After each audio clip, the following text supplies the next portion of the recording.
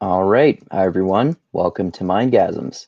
So, I am Andrew, aka Mindgasms Epistemology, for the purposes of this video, and I'm going to talk about this video that went viral apparently of the philosopher Peter Boghossian, who wrote the book along with James Lindsay, who I criticize a lot. And check out my recent video criticizing chapter 1 of the book that he wrote with Helen Pluckrose called Cynical Theories, which is, in my opinion, they're massive misinformation spreading about postmodernism, critical theory, critical race theory, the Frankfurt School, and Marxism, and they get some stuff right, but it's 90% bullshit. But anyway, James Lindsay co-wrote this book with Peter Boghossian, How to Have Impossible Conversations, that I think is really good. It's the only book I like by either author. Peter Boghossian invented what's called Street Epistemology, which is epistemology, or the philosophy of knowledge and how we gain knowledge and the reasons behind our beliefs, and basically just talking to random people and interviewing them in his book called A Manual for Creating Atheists, which obviously is extremely biased. So I have no interest in that because I'm an atheist, but I've not been a militant one for a long time. So I don't like the original motivation for street epistemology. And I think that street epistemology itself kind of takes this view of trying to approach a conversation in a neutral way, which I don't like, because no one is neutral and everyone has their own biased positions. But I'm fully willing to admit that it's also because I'm too attached to my own ego and want to share my message, which people are against in street epistemology. But anyway, Peter Boghossian has been doing a university tour and kind of doing what are supposedly street epistemology interviews with people. He hashtagged one of them, not this one that I'm going to look at, but other ones. And he basically, the subject was how many genders are there? So he went there ostensibly to talk with students about this subject, and it did not go well. And I don't know if this particular conversation is supposed to be street epistemology, but he is the inventor of street epistemology, and he's very terrible at confronting these students and teachers who are woke and trans and get triggered by the way he frames the question, because the big poster that he has there, it just says there are two genders. So they supposedly think it's more like a Steven Crowder change my mind thing, where he goes to universities to basically just lecture them with his conservative talking points. That's what people said on the street epistemology review of this video that I saw, which was respectfully very critical, which I like. So check that out on the Street Epistemology channel as well. But anyway, before I get into this video, and I'm going to criticize every time he's terrible at communicating and obviously showing his bias, which according to his own rules in street epistemology, you're not supposed to do. But before that, I have a copy of How to Have Impossible Conversations, and I was going to just go through the basic rules that it sets out. I'm not going to go through the whole fucking book, of course, but it is a good book, and I highly recommend that. Like I said, it's the only book by James Lindsay and Peter Boghossian that I like. It's practically their only work that I like. But anyway, so I found a summary, and I'm going to go through some of the basic rules in how to have impossible conversations. And every time he is bad at communicating, we're going to point that out and try to connect it to one of the specific rules that he himself invented with James Lindsay that he is violating. So to show how good he is at violating his own rules that he invented for street epistemology. So anyway, let's quickly go through this this list of rules here that I found of a summary for the book, because I couldn't find my copy, unfortunately. So let's quickly go through this. So, impossible conversation fundamentals from the book Impossible Conversation, of course. How to have impossible conversations, rather. Change your mindset from winning to understanding. So don't try to be confrontational, try to understand their view. And I fully admit that there's a reason I don't call myself a street epistemologist. like I said, I'm too attached to my own ego and sharing my own opinions. And I just think that conversations are more interesting when people are honest about them. Although if you watch my recent fucking shit show of a discussion with my Christian friend about abortion, obviously that doesn't always work out well because we had a fucking stupid screaming match at each other. But anyway, going on, treat them as your conversation partner. Pretty straightforward. Make your goals of collaboration and understanding explicit. Make it clear you want to collaborate and understand their views. Do not parallel talk. Parallel talk is taking something someone says and using that to reference yourself or your experiences. Okay. Avoid callouts except for severe infractions. Pauses equal reflections. Pauses are good. Let those happen. I know that's a rule in the book. Always take responsibility for miscommunication. Acknowledge your partner's feelings.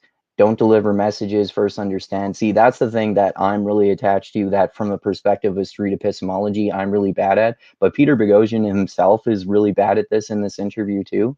So anyway, and again, I'm not trying to do street epistemology. He is, apparently. Rethink your conversation partner's intent. Beginner's Guide to Impossible Conversations. Instilling doubt is the aim. Model the behavior you want. The unread library effect made people explain. This is basically people referencing books and articles that they haven't actually read and acting like they know about them. So try to get people to explain how they understand this information and where they got it from. Not like demanding that they have sources or something, but trying to see if they actually understand what they're talking about in a respectful way from the perspective of street epistemology. Define words up front, get their clear definitions, and try to get them to stick to them, which people are bad at often. Denounce extremists on your side if you're on the other side of the argument of the person you're talking to. Don't blame use contributions. What's that one again? Contributions are made by everyone, and most problems have more than one contributor. Blame, however, is one-sided. Oh, okay. So don't blame don't blame the other person for misunderstanding or something else. Focus on epistemology, which again is the philosophy of how we gain knowledge, essentially the reasons behind why we hold the beliefs that we do. So expert techniques and tips for impossible conversations. Build golden bridges. A golden bridge is a means by which your conversation partner can change his or her mind gracefully and avoid social embarrassment. Golden bridges are must for successful conversations. He sure as fuck doesn't do that in this. Change the language you use collaborative language, use neutral language. Again, that's this problem I have with street epistemology itself, because no one is neutral. Everyone is biased towards one position or the other. Speak about ideas and beliefs, not the people who hold them. Switch from I disagree to I'm skeptical. That's wise if you're doing street epistemology. Reframing the argument. Use scales to test knowledge. I see my friend Reed Nicewonder, who's a street epistemologist who has the channel Cordial Curiosity. Check that out. I see him do this all the time. On a scale from 1 to 10, how confident are you that X belief is true?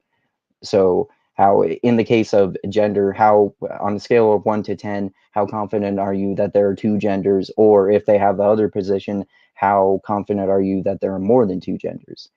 Okay, also getting out of yes or no arguments. Bring in scales that compare the importance of issues during sticking points. So basically, don't set up a binary, evaluate things based on scale. They don't have to be yes or no answers necessarily. Outsourcing beliefs.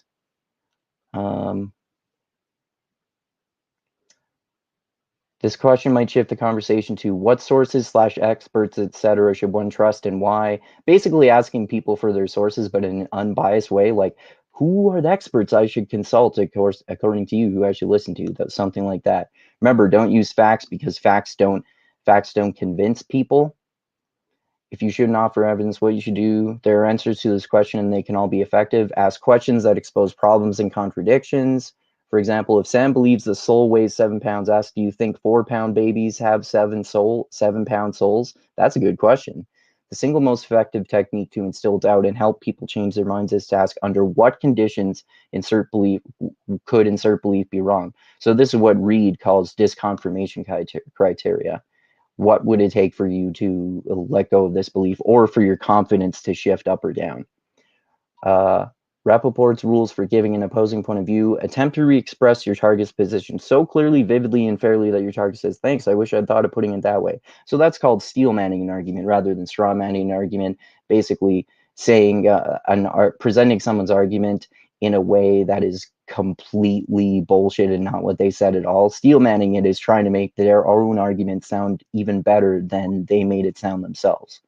Okay, so don't use but, use yes and, because if you say yes but, that means that it implies that you're disagreeing with them based on your language. You can say yes and instead, from the perspective of street epistemology. Dealing with anger: do not counterattack, avoid the word anger. Immediately after a tense moment, make an empathy statement. Use altercasting to change roles. Summarize altercasting: acknowledge your partner's view, cast your partner as a smart, creative problem solver in a particular relevant role, construct the scenario so as to remove the preferred solution, have her brainstorm alternative solutions. Okay, dealing with actual impossible conversations, dealing with ideologues. Seemingly impossible conversations typically have one thing in common: they're about moral beliefs rooted in one's sense of identity, but they play out on the level of facts or assertions, name-calling, grandstanding threats, etc. You see this especially in this Peter Boghossian conversation. And he doesn't even attempt to have this impossible conversation, I don't think, in my opinion. And neither did they, to be fair, of course, the students and teachers. Remember, moral conversations are about identities. If you're engaged, and so they look at both sides look at this issue of gender morally, right? It's morally right or wrong to say that there are two genders, or it's morally right or wrong to believe that there are more than two genders.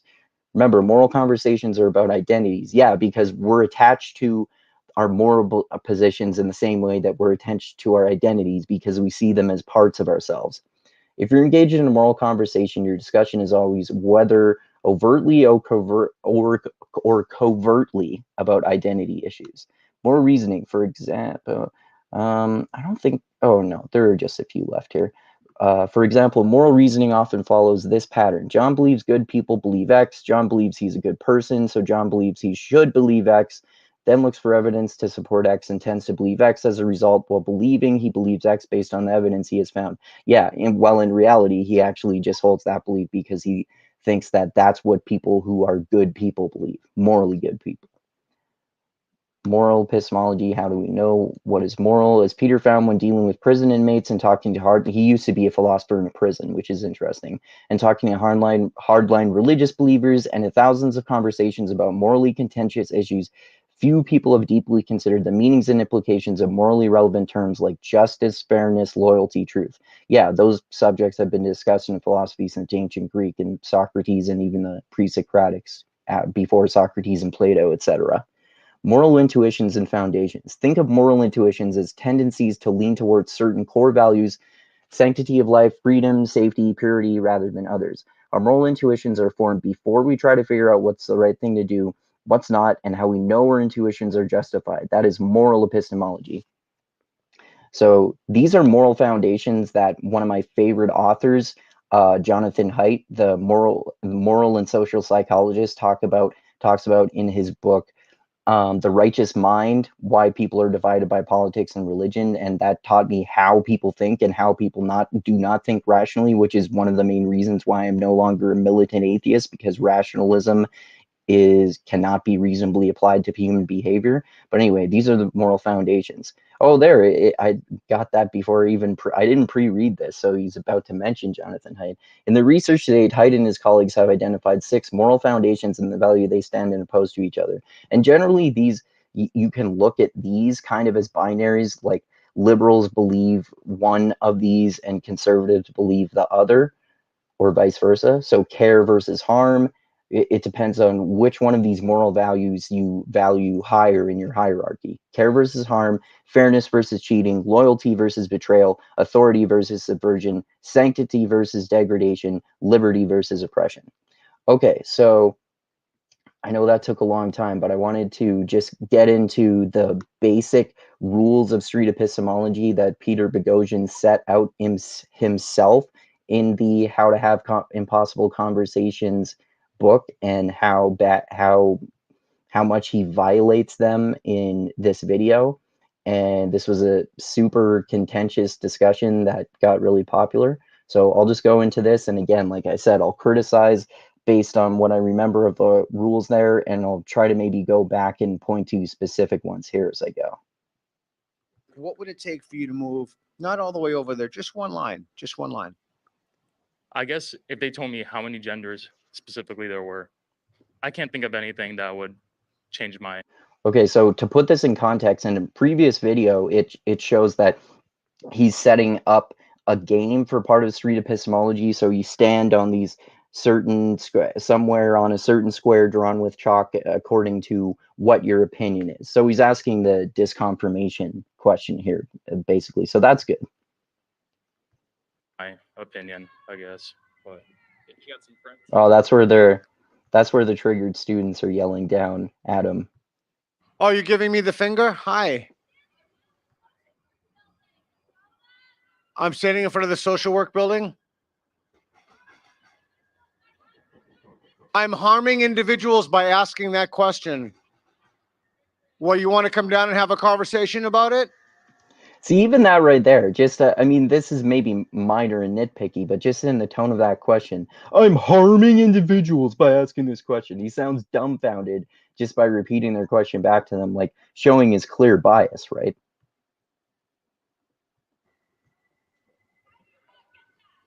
Why do you want to come down and have a conversation? Oh. Okay, so what would it take for you to move to the... And to be fair to Peter Boghossian, he asked them to come down and talk to him, and they say, no, we have to get to class, so they're being pussies about it. Strongly agree. In this man's class, after a long, controversial 10 weeks of lectures, this giant auditorium, on the final day, he posed a question to students. He says, if anybody has disagreed with anything I've said over the last 10 weeks, come down and sit in this chair in a spotlight in the middle of the auditorium. Here's a platform. Tell me to my face. So I'm glad I was the only one who walked down and you gave me an A. I would do that too in class. I was like the only one asking a whole bunch of questions, but that is a fucking disingenuous way to allow students to disagree with you. That's true. Excuse me. Hi, I'm so curious about what's happening out here. Oh, it's a critical thinking game where we take a look at claims and you step on a line you want to play. Well, you want to watch the game? Oh no, he and James Lindsay don't like that word critical. Evil critical race theory, evil critical theory. Played? Well, we were watching from up there actually because we happened to see the sign from up in the School of Social Work, which is on the 6th floor, and some of our trans students saw the statement. There are only 2 genders. Well, thanks for coming down to talk.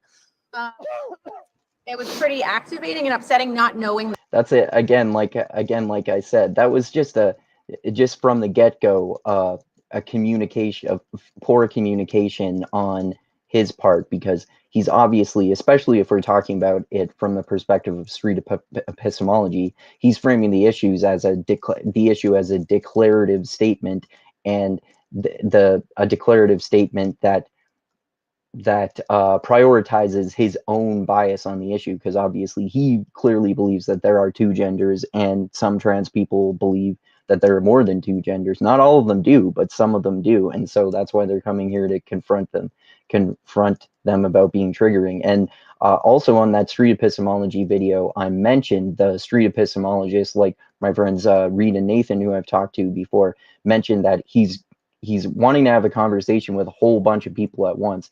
And street epistemology is much more effective when you do a one-on-one conversation, and we can see the consequences of that are about to happen. Knowing the context, we thought it was sort of a statement that was being made, but not a thought exercise necessarily. Would you like to see how the game is played? No. I think we understand. Is it something He's bad at setting it up. No. An exercise? You want to use defund the police as one?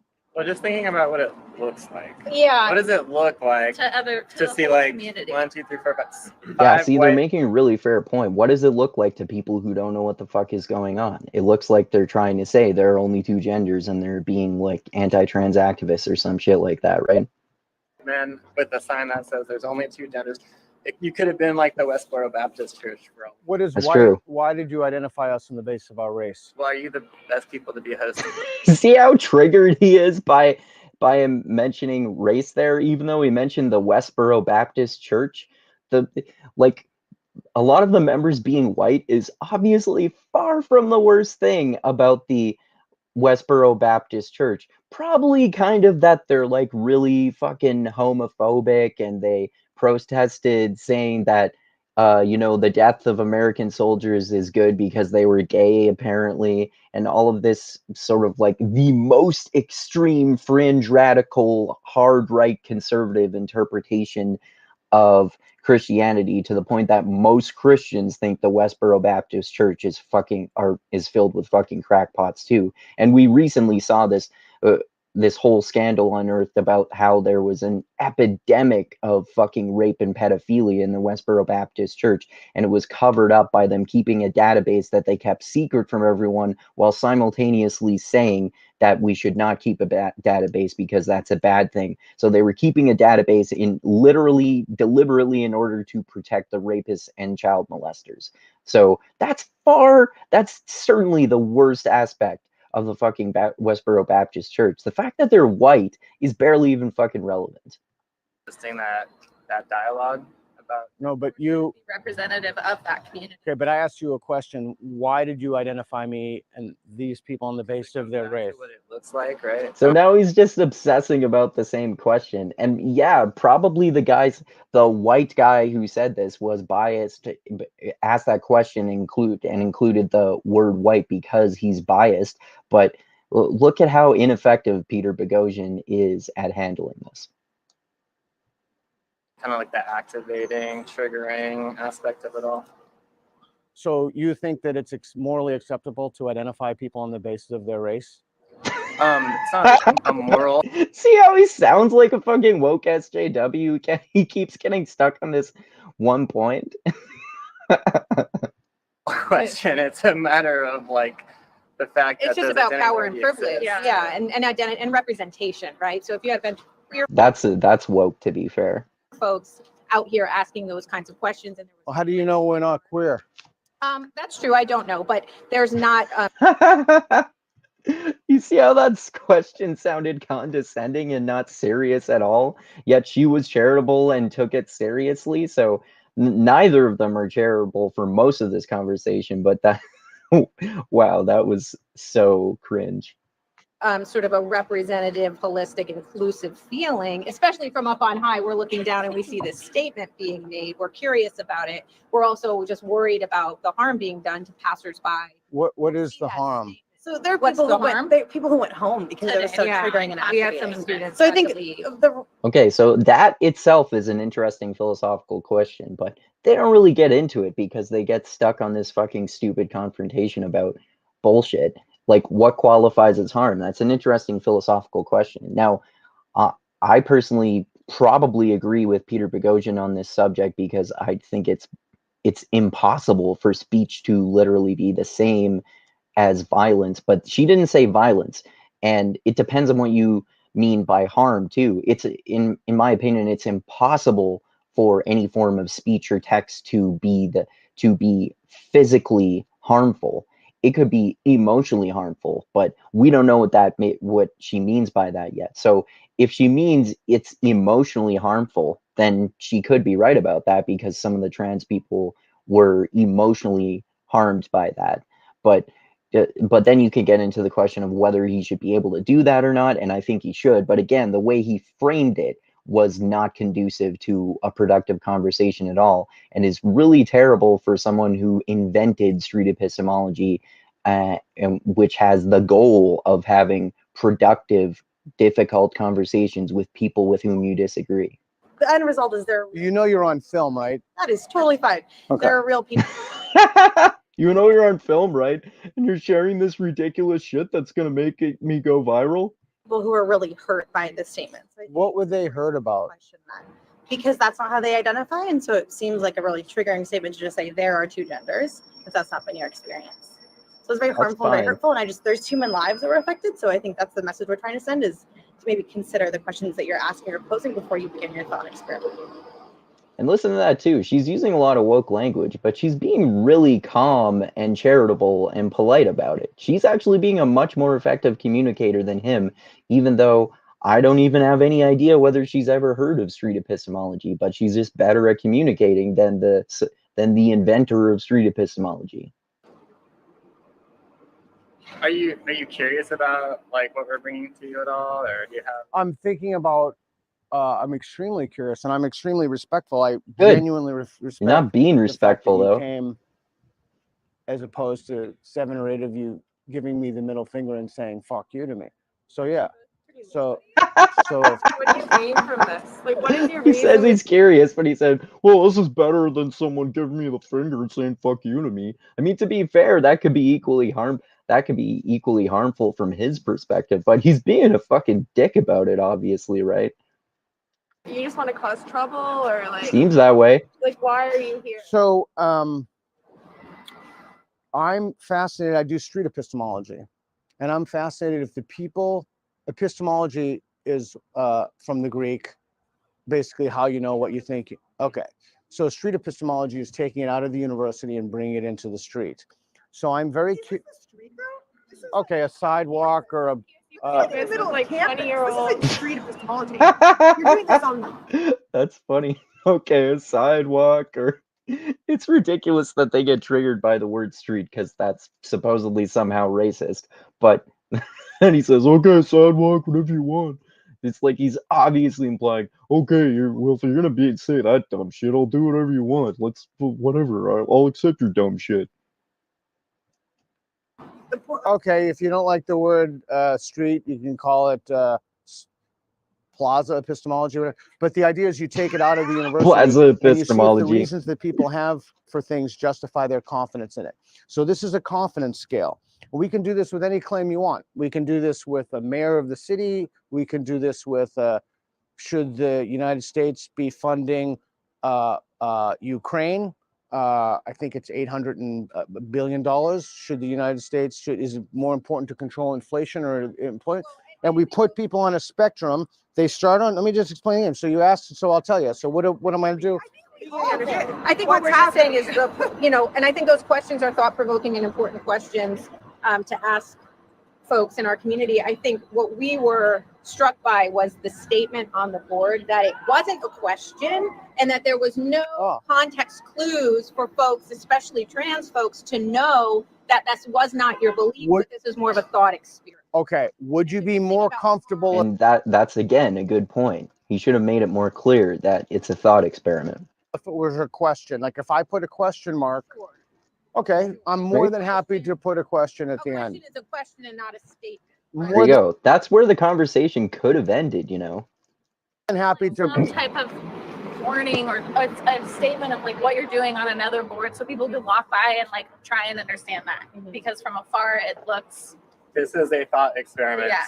This is Yeah. what we're asking people. I'm more than happy to do that. And that way it can kind of. I'm more than happy to do that. I only have one board, but I'm more than happy to put on this is a thought experiment and put a question mark. If I put a question mark, I could. I don't know. I'm worried that people wouldn't be able to see it, but I'm more than happy to. If I put a question mark at the end and then I put another one, it's not really. It is a thought experiment, but it's more of an exercise / game starts thought experiment. If I put that on the end, would all of the concern vaporize? No, probably not, because we're talking about real humans with their lived experience and their positionality, their identities, and sort of I might have a very different personal feeling walking by because it doesn't target my identity specifically. So we're just sort of here to sort of advocate and. So again, to be fair to Peter Boghossian here, she's basically saying I'm getting offended on behalf of other people.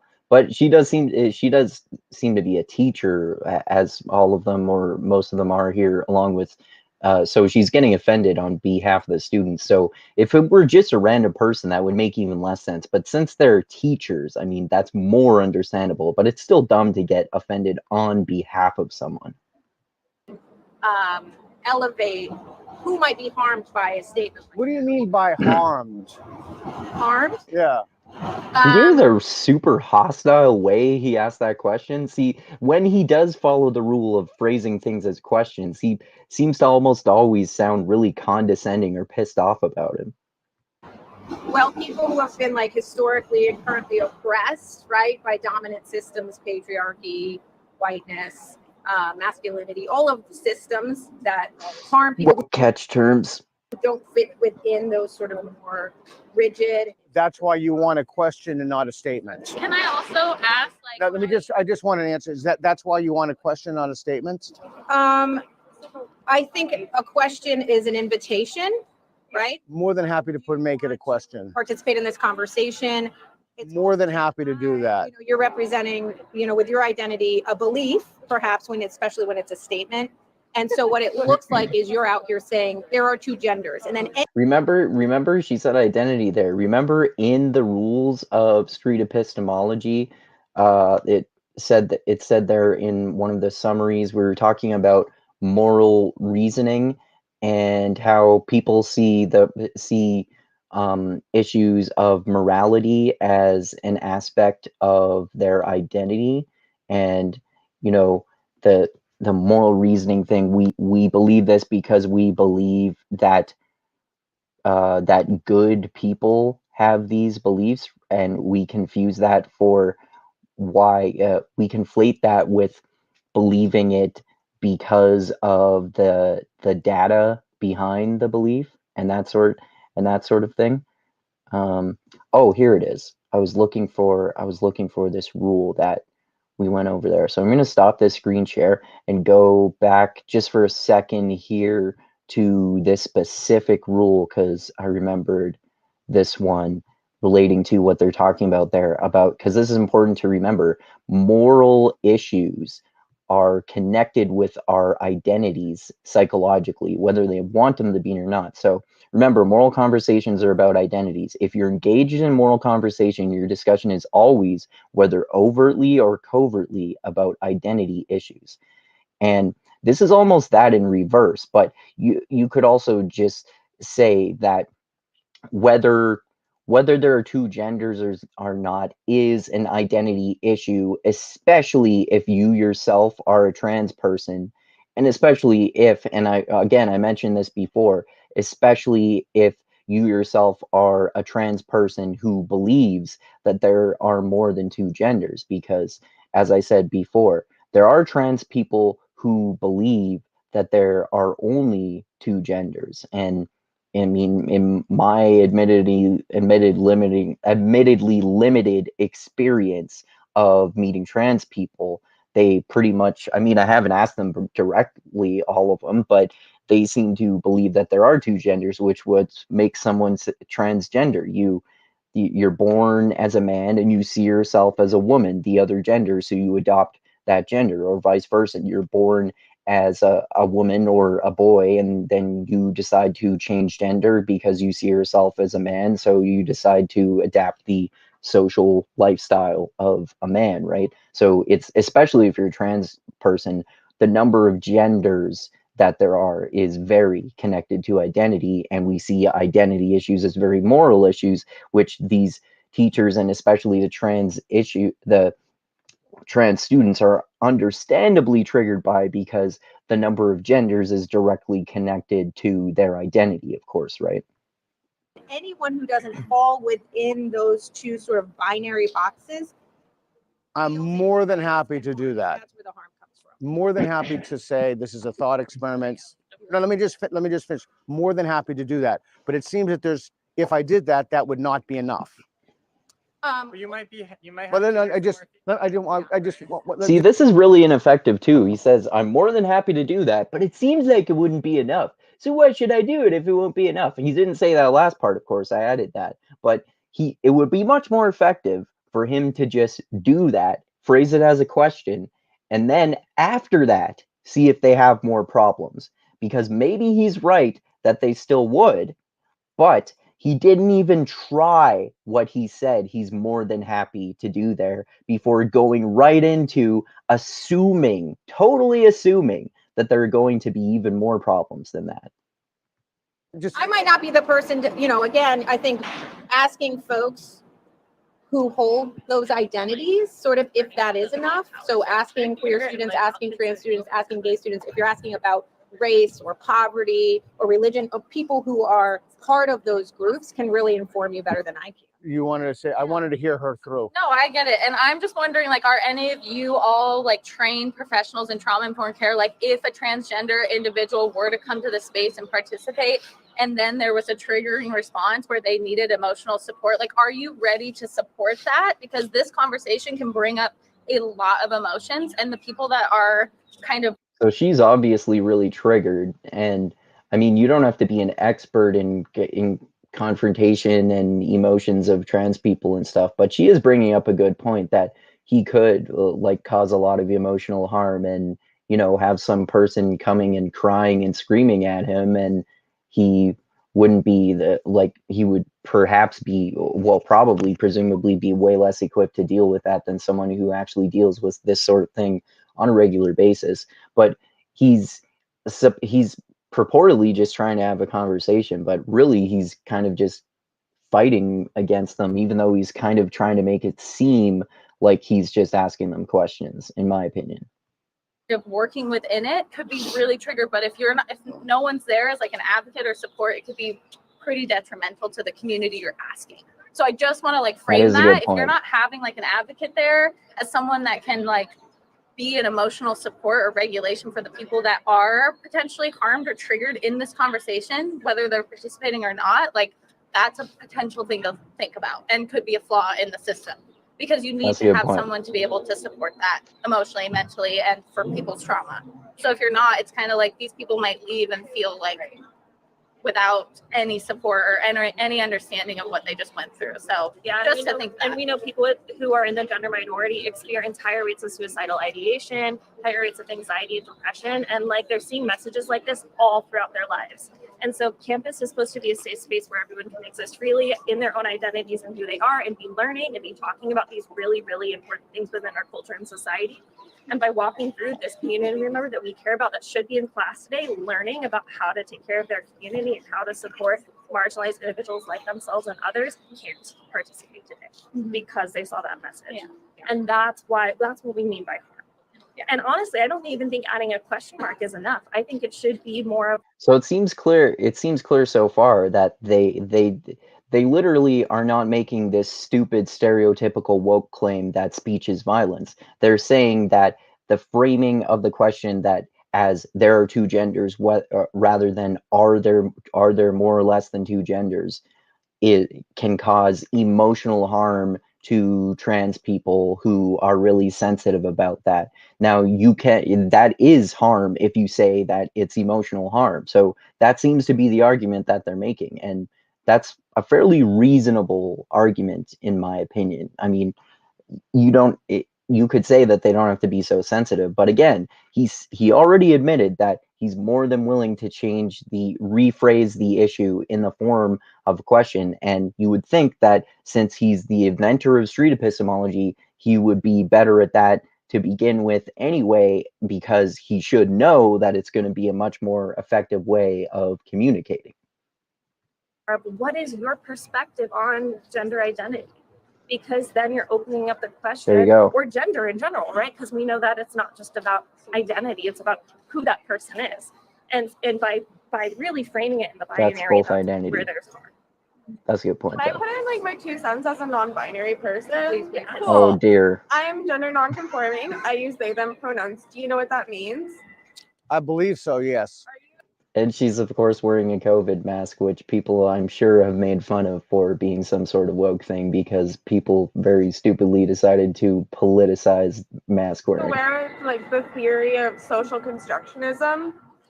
Yes. So I'm a gender studies scholar. Yeah. So I'm No, a you're gender lineage. These not. are all, you know, this is He all. claims to be a gender studies scholar. He's a gender studies scholar in the same way that James Lindsay is. They read some books about it and cherry picked a whole bunch of bullshit, especially James Lindsay, because his explanations of all this shit goes into like some fucking Alex Jones level conspiratorial shit about how there's a cabal of evil global elites who are trying to engineer the Great Reset and communo-fascism and the Chinese social credit system by vaccinating people in order to make a whole lot of money and a new world order and have more power, and the evil cabal of global elite critical race theorists / critical theorists / Marxists or pedophile grooming people and trying to turn kids trans and shit like that. All of that 100% conspiratorial bullshit is totally invented by James Lindsay, and it's a lot of and most of that is agreed with by Peter Boghossian too. I don't know how much, to be fair, but based on the way he's described it and how much he and James Lindsay and Helen Pluckrose did that whole grievance studies scandal, it seems pretty obvious that they mostly agree with each other. And again, I did a criticism of chapter 1 of Pluckrose in Lindsay's book, Cynical Theories, and it's a really stupid and terribly inaccurate book. It's all very new. I understand. Like my parents are boomers. They're in their 60s. They've had a really hard time understanding. So I've had to explain this to a lot of people in your generation. So you're aware of social constructionism. You're aware of gender. Oh shit, I forgot I was muted. Sorry. Again, though, to be fair to Peter Boghossian, they all seem to ostensibly care a hell of a lot about discrimination, but she seems to be really discriminating against him based on his supposed age. She doesn't actually know how old he is. He has white hair, so she assumes that he's a boomer, and she assumes that boomers in general have this problem, which is a fair assumption to make. But she's also making it also is a discriminatory assumption to assume that he has this position because of his age, even though he hasn't actually stated his position on it yet, which again is one of the reasons why I actually have a problem with street epistemology itself, because if you're not honest about your own opinion on something, then it can even actually make you sound more disingenuous than you really are, and it can make people more defensive because they don't actually know what your position is, because you can sound offensive even if you don't mean to. Gender as a social construct, when you say there are only two genders, those two genders are just social constructs that we made up. From birth, you are assigned a male at birth because you have a penis, I'm assuming. You present as male. Do you identify as male? Are you asking if I identify as male? I identify as male. Because you are assigned.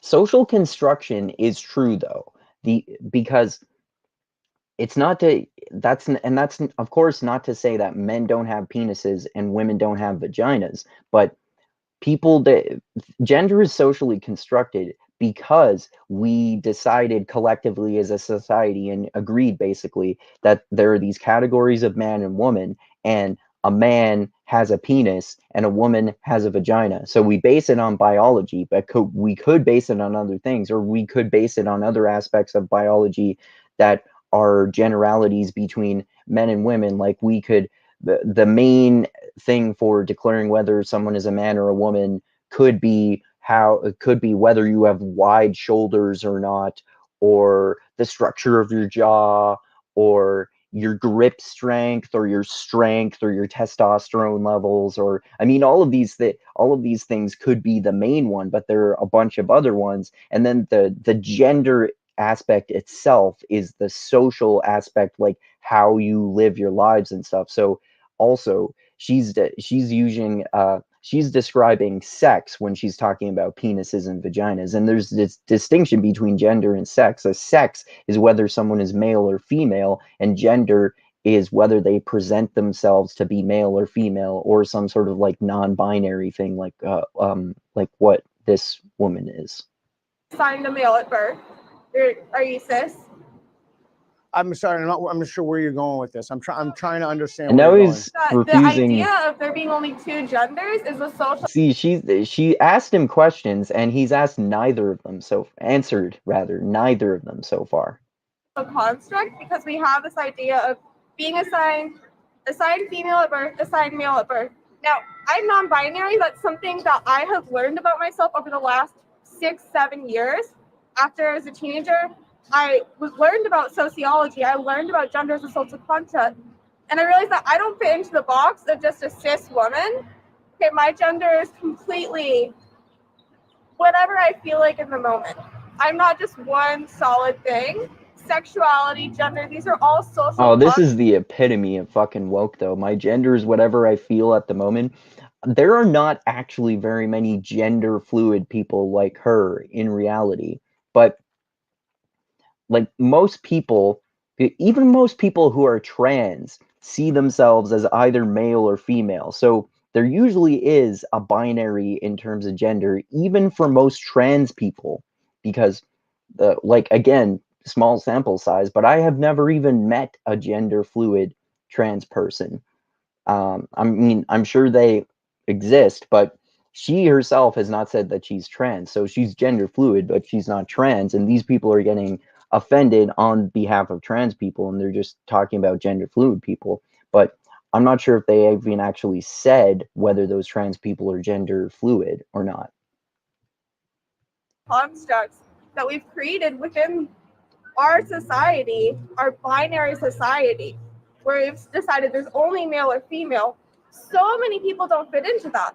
And like, why do you feel like you're a man? Because you've been socialized to believe these things are associated with being a man. These things are associated with being a woman. There's only two boxes. But you don't. That's true. Like we have these social categories of man and woman, which is what gender actually is. Acting like a man, acting like a woman, being full of rage and not showing any emotion other than that for men, being more stereotypically emotional and crying more or something if you're a woman. These are dumb aspects of male and of man and woman as genders, in my opinion. But there are many aspects of this, and that's what gender itself is. You don't have to conform to that. That's just what society has told you from birth. Someone said, a doctor said, this person has a penis. I'm going to assume that they have to be a man and fit into this box their whole life. But why? That's just. I would love to hear other voices if you wanted to say something. Engaging in this debate feels useful. Do you feel that this is a debate? That's your response? When you So say she asked him 3 questions. He answered none of them, and then he answered this guy's question with a question. So he's not even intending to have a productive conversation. Yet he invented street epistemology, which is designed to literally, quote unquote, help you have impossible conversations with people. I want to hear from everyone else. No, I do want to. No, I listened and I'm processing. Would you like me to engage her? I want to hear You want to hear from him? No, I want to hear. And he's acting like, no, I'm totally innocent. I'm just doing what everyone wants me to do, man. Okay. Do you have anything to say? No, I just want to make sure. So this is what I want. See how much of a show he's doing? They wanted him to ask everyone, so he theatrically went and asked one of the people just standing there who he was playing the game with before there was this disruption. Just ridiculous. The reason that I'm more than happy to engage you. The reason that I said that is you have how many people here? 15, I'm guessing. No, but let me finish. The reason I said that is because I don't want you to walk away and someone to say, you didn't give me a chance to talk. So I didn't give her a chance to talk before, but that's only because I was listening to what you were going to say. And I realized that the class is here on a lot of time. And the reason that I switched from what she had, and I'm more than happy to listen to her, is because I don't want people. They just told you their pronouns and their lived experience. Okay, so instead of getting yeah, that's true. She said her pronouns at first, and he did that. But I mean, to be fair, if I were in that situation, I probably would have forgotten too, because it's kind of flustering. But I mean, whether he did that intentionally or not to piss her off is debatable. If he did, obviously that's a terrible thing. But to be charitable, it seems like he did that accidentally. Someone that doesn't conform to what Okay, so this individual just told me that, and I'm trying to be reasonable And I think it's better to have a conversation than for you guys to give me the finger and yell, fuck you. And then she addresses him again, and he talks to the people about her as if she's not there. And are these the same people who were yelling fuck you at him and giving him the finger from up there? I'm not sure whether they are or not, because I thought earlier he was comparing them to other people who were doing that. I didn't realize these are the same people. Are they the same people, or is he confused about that? Answer that in the comments if you know that. So you wanted to say something, go ahead. It's already been you. Aren't you the guy that made up a bunch of academic data and submitted to address that she did. And that's the worst guy. He's just a woke guy who's yelling over even the other person who is actually trying to talk right now. You just called this person a Okay. and they just told you their gender was Okay, well, I apologize and I say they. that's the harm being done that we were talking about. Do you accept my apology? Okay. It's the generation. It's a generational, education. If you Okay, so and want to Go ahead. change and learn, that's great. Yeah, good I for him love for apologizing. that, and I accept your apology. so isn't it better to have a conversation about this than to scream at someone from the rooftop? Oh my god. See, he I don't keeps know. going back to that like he's a fucking 3-year-old. He's brought it up 3 times now. Isn't this better than yelling fuck you down at me from the top of the building and giving me the finger? That's bound to just provoke rage in them. He's not having a productive conversation at all because he keeps fucking bringing that up. Oh, I certainly didn't scream at you from the rooftop. Did any of you guys scream? Yeah, I yeah. Okay, you so guys some were of them screaming did. and yelling fuck you to me and giving me the finger. We were just saying, please go away. You're not welcome. No, I said fuck I think you. I said. Okay. That guy admits it. Okay, so Can I just Continue the conversation. my goal is to disrupt this. no. I don't want any more harm to So Yeah. okay, so I understand that My you goal is believe to disrupt this. I don't know what more harm did. I can't remember where that over there she moved, but I understand that you believe this stuff, and we live in a democracy, and other people don't have those beliefs, and I want to ask people if the reasons they have for their beliefs are justified, and this is that. And notice that he has not once in this entire conversation so far asked anyone why they believe what they do, which is supposed to be a fundamental that's in the definition of street epistemology, finding out the reasons why people believe what they do, generally speaking. And he's not asked anyone why they believe what they do so far, just what they believe. That experiment. Your thought experiment, we actually have to go. We're not part of the thought experiment. We're all social workers, and we saw this harm being done, and we just wanted to come here with curiosity and also some information. And do you feel that you've spoken? Do you feel that if anybody else has something to say that you haven't had an opportunity to speak? Do you feel like you've learned anything or Hell no. But that doesn't answer my question. I just asked if anybody See, else. I mean, to be fair, he answered his question. He answered Peter Boghossian's with a question, which Peter Boghossian also did earlier. But then he asked Peter Boghossian a question, and again, he didn't answer it. Would like to speak. If you'd like to speak, I'm standing here. Okay. But I think to Joel's point, we hope that this was informative and helpful, and sorry if saying fuck you hurt your feelings. And No, good for her for apologizing also, even though she was not even one of the ones who said fuck you to him.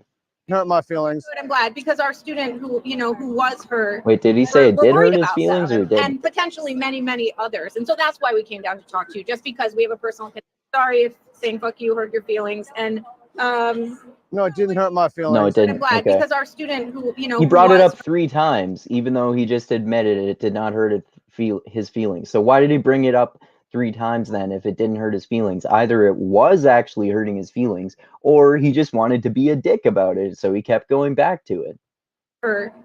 we're worried about them, and potentially many others. And so that's why we came down to talk to you, just because we have a personal connection. Well, I'm glad. Isn't it better to have a conversation with someone than to? Yes. I mean, isn't that what? So that's the 4th fucking time he's referenced that. He keeps getting stuck on that point for this entire 20-minute conversation. He's stuck on the point. of how it's better to come and talk face to face than scream and swear at someone from above a building. But he can't get past that, and he does nothing productive whatsoever in this entire conversation. The whole enterprise should be about. It's not safe for everybody to have that conversation. Sometimes it's hard to just have a That's fucking hyperbolic. That's not safe. Come on, man. conversation. Yeah. Especially when you're doing it like every fucking day of your life. Yeah. This is something we're fighting for and advocating for. This is our job and what we care about, what we're passionate about. So sometimes it's hard to keep all those emotions in when we see someone that we care about being harmed.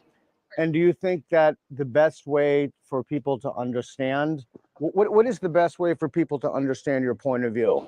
This right now, showing up. Thank you. Yeah. Oh, thank you. You finally admitted what I brought up 5 fucking times in this 20-minute conversation now. Advocating. Advocating for the people that may feel like they don't have a voice. Okay, so the people who watch this, because this is being videoed, do you think that the people who watch this, who don't agree with you, as a result of having watched this, will then agree with you? I'm not asking them to agree with me. But oh my God, what a fucking, like, condescending douche, man. Like, he kind of almost revealed implicitly there that the entire goal of this conversation, again, I'm not saying that this definitely is the case, but it sure seems that way, that the entire goal of this conversation was to show how, to him, how stupid these fucking people's opinions are. Because he wasn't trying to have a productive conversation at all. And look at the way he did it. He didn't ask them about their beliefs. He was condescending. He didn't ask them why they believe what they do. He kept going back to the same fucking petty point the whole time, even though he said that it didn't offend him. But don't you want to facilitate social change? I'm asking you to have a different perspective to understand where we're coming from, because we came down here to try and understand where you're coming from. Did you? And I don't think that anyone. Did you? You said they come down here to understand where he's coming from. And he's like, "Did you really? You're lying, bitch." Really though? To decide if this is okay, but you have to please be honest with me. Is that really why you came See, down? now he's accused her twice of lying. Stupid fucking tactic for street epistemology in particular. Totally ineffective way of communicating. Understand? Yeah. Yes. Yeah, it's pissing her off. And what is your understanding of why I'm doing this?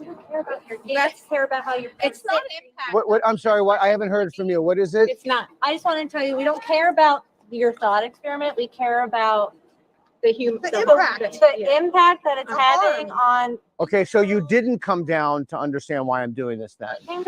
We came It's not such a dickhole way of interpreting what she just said.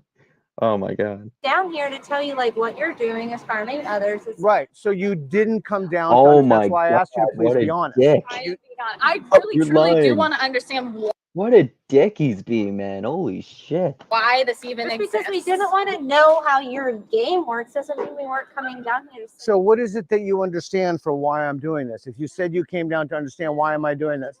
No. But this is, you've made a claim. Holy shit. See how he's yelling now? He's getting so fucking triggered, man. Holy shit. You've made a claim. Right. This is what? Maybe you'll watch the video and have some. What do you think the result of people watching this video are going to be? What's your intent? What is the impact? He's asking too, but like basically saying, don't you think that people who watch this video will think you guys are fucking crazy and I'm a genius or some shit like that? But I mean, in my opinion, he seems like he's coming off like both sides are coming off like they're dicks. But he comes off as way more of a dick than they do. I mean, in my opinion. That's all right. What harm is being done? He liked that because he knew it would be fucking popular, man. Oh my God, so ridiculous. Again, yeah, this was a long video, but I guess I wanted to go through that video in detail about how terrible Peter Boghossian, the inventor of street epistemology, is at street epistemology. And even if he didn't classify this one as a street epistemology discussion, it's set up in the same sort of way. And even if you talk about being good at communicating with people, he is fucking terrible at communicating with people in this, and seems to have zero interest in actually hearing their opinions about their epistemology and why they believe what they do. So anyway, hope you liked me dissecting that terrible conversation. And again, I'm not a street epistemologist, and I'm not the best at communicating with people either, because I'm too attached to my own ego. But again, and I am biased against street epistemology, like I said, because I think it's more effective to have conversations with people, which I'm better at most of the time. Again, other than the only time I got triggered on my channel recently, as I mentioned. But just, it's so fucking terrible. Anyway, I think that Peter Boghossian really needs to examine what the fuck he's doing with this tour, and whether it's actually about being curious about people's views, or it's actually really just in reality about owning woke people as much as he can, because it sure as fuck seems that way to me. Let me know what you think in the comments. I know a lot of people are biased one side or the other about these issues of wokeness and all that sort of shit. I basically criticize people like Peter Boghossian, James Lindsay, and Helen Pluckrose on their complete misunderstandings of philosophies like critical race theory, critical theory, postmodernism, the Frankfurt School, and Marxism, etc.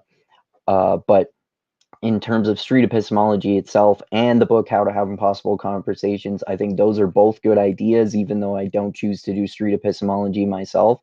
So yeah, that was terrible. Thanks everyone for watching. Click that like button, click that bell to be notified when I come out with new videos, subscribe, check out the last video I did, which was me and my friend Dusty, aka the woke centrist, talking about the conservative economist Glenn Lowry and the liberal linguist John McWhorter, debating about whether Tucker Carlson is responsible for the Buffalo shooter recently, because Tucker Carlson was an enormous advocate for the Great Replacement theory, which the shooter said was a major inspiration for his shooting. So check that out as well. Check out future videos. Next weekend, we're going to be talking about the famous Martin Scorsese movie, Taxi Driver, finally, with Robert De Niro. Maybe we'll do another podcast this week as well.